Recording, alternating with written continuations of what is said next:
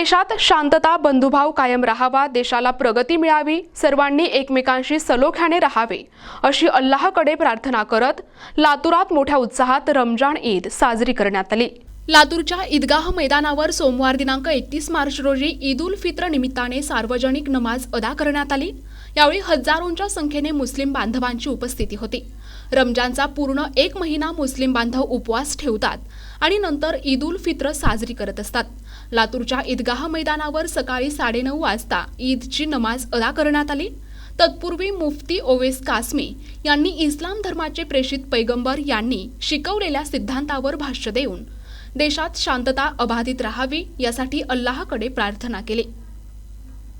नमाज पठणानंतर मौलाना यांनी अल्लाहकडे प्रार्थना करताना देशात शांती नांदो, बंधुभाव टिकून राहावा, देशाला प्रगती मिळावी आणि सर्वांनी एकमेकांशी सलोख्याने राहावे अशी प्रार्थना केली।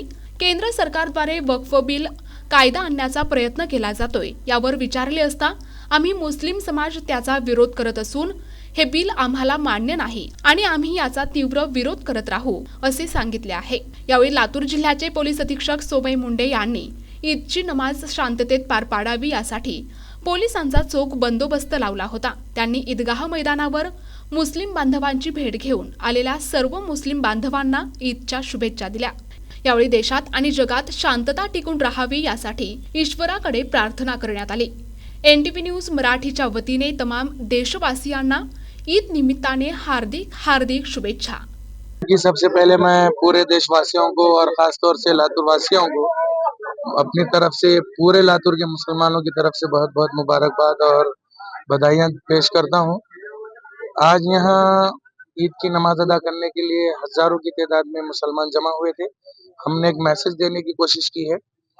वो मैसेज प्रॉफेट मोहम्मद पीस बी अपॉन हिम ने 1400 साल पहले दिया और वही मैसेज भारत का संविधान, जिसमें प्रेम्बल हम कहते हैं, तो जिसमें जस्टिस है, इक्वालिटी है, फ्रेटर्निटी है और इसी तरीके से ये चारों ऐसे सिद्धांत है जो नबी रहमत सल्लल्लाहु अलैहि वसल्लम ने दुनिया को दिए हैं कि यहाँ पर सबको आज़ादी मिले, सबको इंसाफ मिले, सबको बराबरी मिले और सबके साथ उखुवत और भाईचारा हो। इस सिलसिले में हमने यहाँ पर बात की है और हमें यकीन है कि आने वाला कल भारत के लिए, भारतवासियों के लिए बहुत ऊर्जा पूर्वक रहेगा।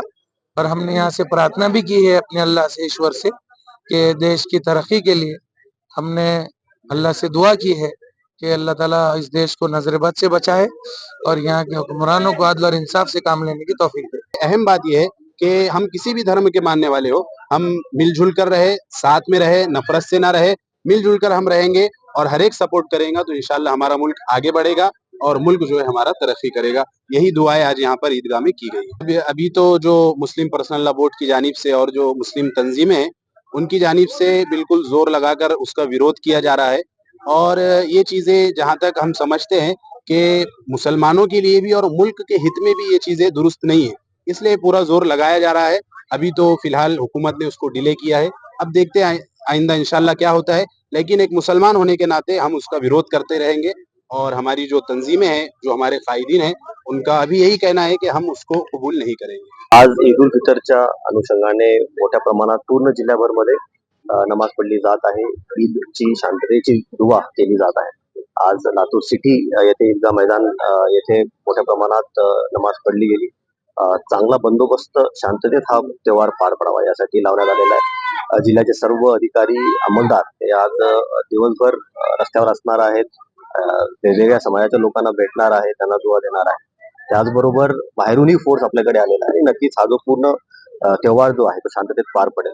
सर्व मुस्लिम बांधवांना ईदच्या खूप खूप शुभेच्छा। प्रतिनिधी हारून मोमीन, NTV न्यूज मराठी, लातूर।